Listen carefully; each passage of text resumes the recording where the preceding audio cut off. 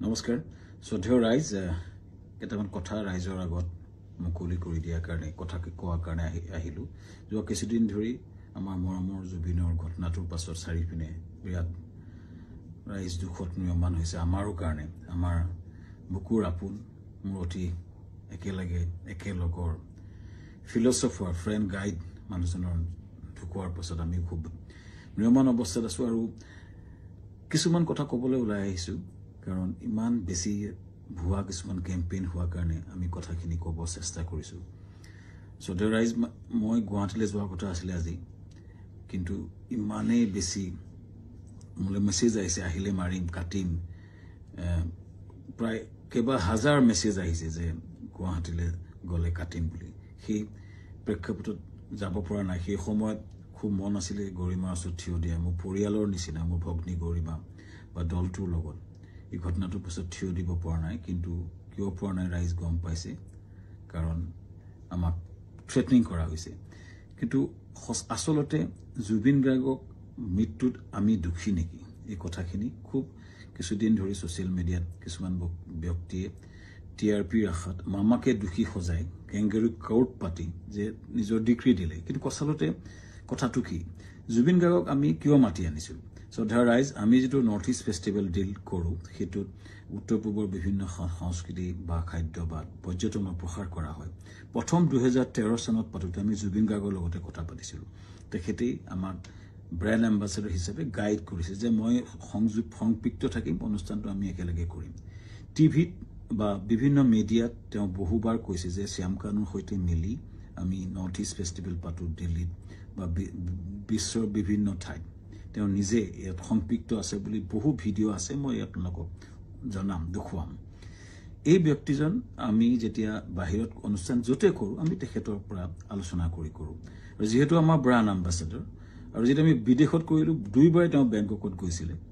আৰু এইবাৰো যেতিয়া আমি ছিংগাপুৰত কৰিবলৈ গ'লোঁ তেখেতক আমি ক'লোঁ যে ছিংগাপুৰত কৰিব বিচাৰিছোঁ চ' আমি ক'লোঁ এনেকৈ কৰিব আমাৰ গোটেই প্ৰগ্ৰেমটো এনেকুৱা হ'ব তেখেতক ক'লোঁ যে তুমি যাবা নেকি তেখেতে ক'লে যাম মই যাম মোৰ লগত মোৰ ভাতৃ সন্দীপনক লৈ যাম আৰু মেনেজাৰ সিদ্ধাৰ্থ যাব আৰু আমাৰ শেখৰ যাব চ' এনেকৈ ক'লে কোৱাৰ পাছত আমি পিছত আৰু এগৰাকী সংগীত শিল্পীও আহিলে চ' কোৱাৰ পিছত আমি আয়োজন কৰা প্ৰক্ৰিয়া আৰম্ভ কৰিলোঁ আৰু প্ৰথম কথা শ্ৰদ্ধেয় ৰাইজ জুবিন গাৰ্গক মতাটো পাপ নহয় উত্তৰ পূৰ্ব আটাইতকৈ ডাঙৰ অনুষ্ঠান নৰ্থ ইষ্ট ইণ্ডিয়া ফেষ্টিভেলত উত্তৰ পূৰ্ব আটাইতকৈ ডাঙৰ যিজন সংগীত শিল্পী তেখেতক নিমন্ত্ৰণ কৰাটো যিহেতু আমাৰ ব্ৰেণ্ড এম্বাছাডৰো হয়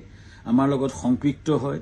আৰু তেখেতক মতাটো পাপ কৰা নাছিলোঁ এইটো আমাৰ দায়িত্ব আছিলে তেখেতক নিমন্ত্ৰণ কৰাটো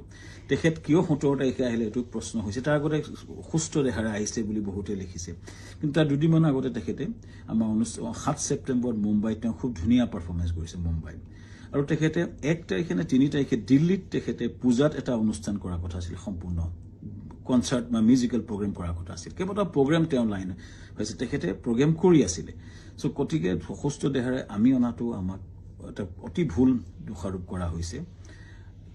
তৃতীয় কথাটো হৈছে তেখেতৰ 17 তাৰিখে এইকাৰণে আহিলে সেইদিনাখন ডাইৰেক্ট ফ্লাইট আহিলে কাৰণ কলিকতা হৈ আহিলে বহুত দীঘলীয়া হয় 19 তাৰিখে আমাৰ অনুষ্ঠান আৰম্ভ হয় চ' সেইকাৰণে 17 তাৰিখে গ্ৰুপ ফ্লাইটত তেওঁ আহিছিলে লগতে দলটো আহিছিলে আমি পেন পেচিফিক হোটেলত ৰাখিছিলোঁ আমাৰ য'ত অনুষ্ঠান হৈছিল তাৰ লগতে সানটেকৰ লগতে পেন পেচিফিক এখন 5-star হোটেল সকলো দলটো আমি ৰাখিছিলোঁ ভালকৈ ৰখাৰ চেষ্টা কৰিছিলোঁ আমি তেওঁলোকক কথা পাতিছিলোঁ যে তেওঁ কৈছিলে আমি অলপ জিৰণি ল'ম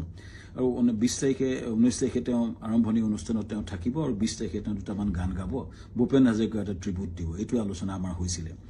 পিছত 18 তাৰিখে দিনাখন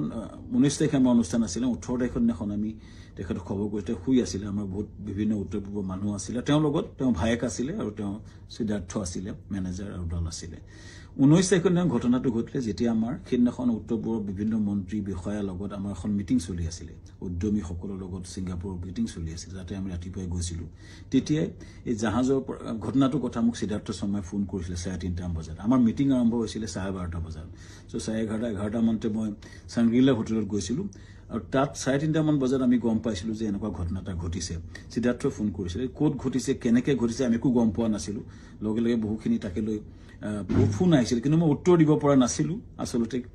ইমান ডাঙৰ ঘটনাটো আমাৰ মৰমৰ বুকুৰ আপোন মানুহজন এনেকুৱা ঘটনা ঘটিছে কথাটো আমাৰ কাৰণে এটা থটমটৰ নিচিনা হ'ল আৰু লগে লগে আমি দুটাবাসৰ লগত কথা পাতি তালৈ গ'লোঁ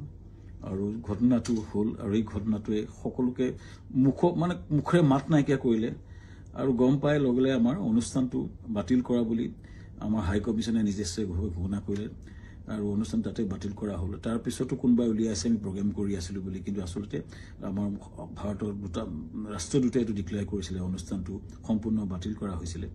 আৰু সেইটো পিছতো আমি টিমটোৰ লগত লাগি কেনেকৈ আমাৰ পাৰ্থিৱ শৰীৰটো গুৱাহাটীলৈ পঠাব পাৰি তাৰ লগত মই কাম কৰিছিলোঁ সিদ্ধাৰ্থ লগত আমাৰ মৰ্গত আমাকে যাবলৈ দিয়া হৈছিলে সিদ্ধাৰ্থ আৰু সন্দীপন শেখৰৰ লগত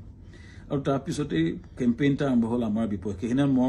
মই কৈ আছিলোঁ যে মৰ্গলৈ যাওঁ বুলি কোনোবাই সেইটো মদ খাবলৈ যাওঁ বুলি এটা কেম্পেইন কৰিলে কোনোবাই ক'লে যে শ্যামকান্ত মহন্তক মানে ধৰি হত্যা কৰিব লাগে এনেকুৱা ধৰণৰ কেম্পেইন আৰম্ভ হ'ল আৰু এটা ভয়ানক আমাৰ বিপক্ষে এটা কেম্পেইন শ্ৰদ্ধা ৰাইজ এটাই মই ক'ব খুজিছোঁ যে আমি গোটেই প্ৰক্ৰিয়াটোত কোনো পধ্যে জড়িত নাছিলোঁ য'ত ঘটনা ঘটিছিলে তাত 12-13জন মান অসমীয়া সমাজৰ লোক আছিলে আৰু বিভিন্ন দলটো আছিলে যেতিয়া ঘটনাটো ঘটিছিল তাৰ বহু দূৰত আমি আছিলোঁ আমাৰ দলটো বহু দূৰত আছিলে চ' আমাক দোষাৰোপ কৰি এই প্ৰক্ৰিয়াটো কিয় কৰা হৈছে কেইজনমান ব্যক্তিয়ে ইচ্ছা কৰি এটা ডাঙৰ কেম্পেইন কৰি পেলাই আমাক বদনাম কৰাৰ বা হত্যা কৰাৰ প্ৰক্ৰিয়া যিটো কৰিছে শ্ৰদ্ধেয় ৰাইজ তাৰ এটা ন্যায় বিচাৰিছোঁ এতিয়া SIT হৈছে আমি খুব আদৰণি জনাওঁ যি প্ৰশ্ন হয় উত্তৰ দিব বিচাৰিছোঁ কাৰণ আমাৰ ফালৰ পৰা আমি ক'বলগীয়া কথাখিনি আমি ক'ম আমি আদৰণি জনাইছোঁ সঠিক তদন্ত হওক কিন্তু এই যিটো ঘটনা ঘটিছিলে জাহাজখনত বহু দূৰত আমি আছিলোঁ আৰু আমাক সেই ঘটনাটোৰ সময়ত এই যিকেইজন ব্যক্তি আছে তেওঁলোকে তাৰ কথা ক'ব পাৰিব কিন্তু আমাক সেই ঘটনাটোৰ সময়ত আমাক সম্পৰ্কে কোৱা আমাৰ একচুৱেলি আমি নাজানিছিলোঁ কিন্তু এটা কথা হয় এই যিটো ঘটনা হ'ল এই ঘটনাটো আমাক সম্পূৰ্ণৰূপে বিধ্বস্ত কৰিছে আমাৰ জুবিন গাৰ্গ আমাৰ কাৰণে আছিলে সাহস জুবিন গাৰ্গ আমাৰ আছিলে ব্ৰেণ্ড এম্বাছাডৰ জুবিন গাৰ্গ আমাৰ অনুষ্ঠানটোৰ মূল হৃদপিণ্ড আছিলে হৃদপিণ্ডজন যোৱাৰ পাছত আমাৰ যি অৱস্থা হৈছে গোটেই দলটোৰ আমাৰ গোটেই বিধ্বস্ত অৱস্থা আমাৰ সকলোৰে আৰু ইয়াৰ পাছত যিটো আক্ৰমণ হৈছে আমাৰ পৰিয়ালৰ ওপৰতো আক্ৰমণ হৈছে ফেক ভিডিঅ' ওলাইছে ফেক ফোন কল ভাইৰেল হৈছে ইমান জুবিন গাৰ্গে এই অনুষ্ঠানটো নিজৰ বুলি আগুৱাই লৈ গৈছিলে তেওঁ অনুষ্ঠানটোৰ গুৰুত্বটো বুজি পেলাই নিজকে আগুৱাই লৈছিলে আৰু সেইজন ব্যক্তিৰ স্মৃতিত আমি বহু কৰিবলগীয়া আছে কিবা যদি জীৱনত কৰিব বিচাৰোঁ জুবিনৰ স্মৃতিত নিশ্চিতভাৱে কৰিব বিচাৰিম কিন্তু এই যিটো অন্যায় হৈছে যিটো মিছা অপবাদ দিছে ন্যায় হওক চৰকাৰক বিচাৰিছোঁ ন্যায় হওক আৰু আমিও ন্যায়ালয়ত যাব লাগিব আমাক দেশত আইন বুলি এটা বস্তু আছে যে মিছা অপবাদত আমাক যিটো কৰা হৈছে বা নিজৰ ঘৰলৈ যাব নোৱাৰা অৱস্থা হৈছে আমি নিশ্চিতভাৱে কিছুমান মানুহ উচতনি দি যিটো কৰিছে আমি ন্যায়ালয়ক নিশ্চিতভাৱে ক'ব লাগিব যে আমাক ন্যায় দিয়ক সুৰক্ষা দিয়ক আৰু ৰাইজৰ পৰা ন্যায় বিচাৰিছোঁ চৰকাৰৰ পৰা ন্যায় বিচাৰিছোঁ আৰু জুবিনৰ আমাৰ মহান শিল্পী আমাৰ মৰমৰ বুকুৰ আপোন মানুহজনৰ আত্মাই চিৰ শান্তি পাওক ৰাইজৰ পৰা আশীৰ্বাদ বিচাৰিছোঁ ন্যায় বিচাৰিছোঁ ধন্যবাদ